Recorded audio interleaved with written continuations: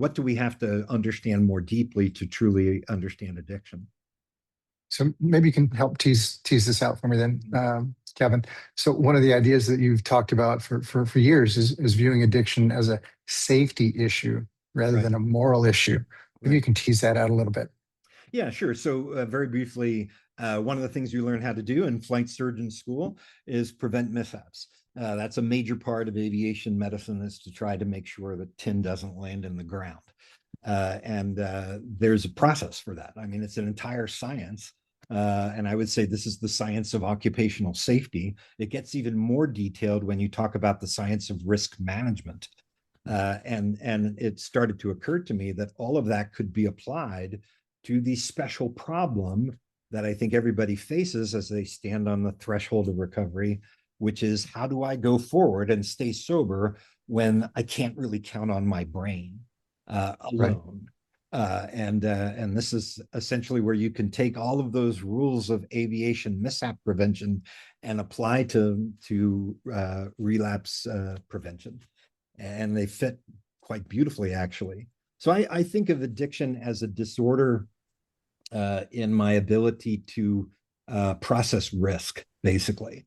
If you want to say addiction's a disorder of volition, I think the part of the brain that Mhm. fails is that ability to really assess what is going to happen in the future.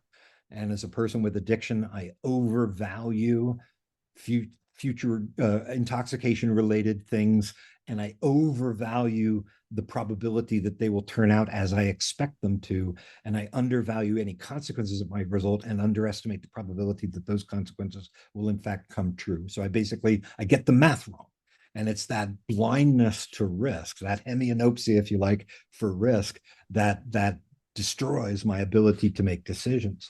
So if what are the things that I can put in my life external to myself that will support me in those moments where I'm just not seeing the world clearly? I'm completely impaired. And for me, a lot of that was spiritual, but a lot of it was also the social connectivity that I had to the people around me, specifically to the group, which has always been fairly small, but the immediate group of sober men in my life who Mm. can point this out to me in a way that I can hear, because I'm probably not going to be able to hear it very well if it comes from my mother or the California Medical Board or some kind of Right. authority figure. Does that make sense? It does make sense. And, I'm thinking, there's a common thread on this platform anyway, with our audience, a majority of us that Mm-hmm. are part of this platform either have been in recovery or new to recovery, right? And Right. um, I heard what you just shared, and I suspect there might still be one or two folks in our audience today that still secretly believe maybe I'm just weak. Right? Maybe Right. I'm just weak. When you hear that type of messaging, Yes. what does Dr. McCauley say? Share with them in that moment. What would you want those folks to understand? Sure, it depends on how deep they want to go. So if they have any understanding of philosophy, this is a crazy. This is a failure of the will as defined, in Western thought for thousands and thousands of years. The question is, would you have chosen that, right?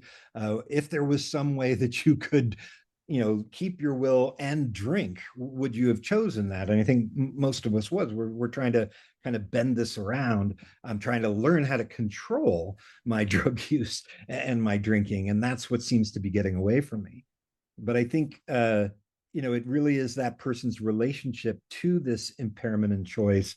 And the thing that I keep going back to, and this is a lifelong struggle, believe me, that moral injury, which is a Mm, form of PTSD. So if you think mm, of PTSD as this big thing with lots of different expressions, this would be the moral injury component, which the people who were treating PTSD at the VA knew something was wrong because their typical PTSD stuff wasn't working.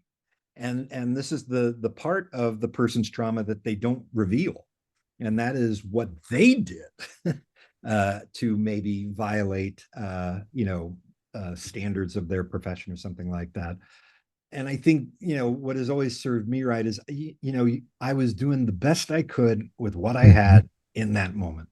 Mhm. That's why I go to AA, is because I'm hoping to hear a share where people basically come to that conclusion, and also the realization that the person that I might be in conflict is also doing the same thing. The Navy and the Marine Corps were doing the best they had with what they had in that time. And for that, I certainly forgive them, but I also need to learn how to forgive myself. Right. And so I think that that's the ultimate challenge, is to be able to early on in recovery put these things in place that will stand me in good stead into the future. Mm. Because at some point, this early brain functioning in my early recovery, rather, where I can't quite see things, that will change. And then at some point, years hence, the full realization of what I did will finally land.